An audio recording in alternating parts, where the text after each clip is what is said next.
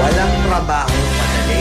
Wala kang karapatang maliitin yung trabaho ng iba. Yung iba sasabihin, gwardiya lang naman yan, rider lang naman yan, construction worker lang naman yan, gasoline boy lang naman yan, fast food crew worker lang naman yan.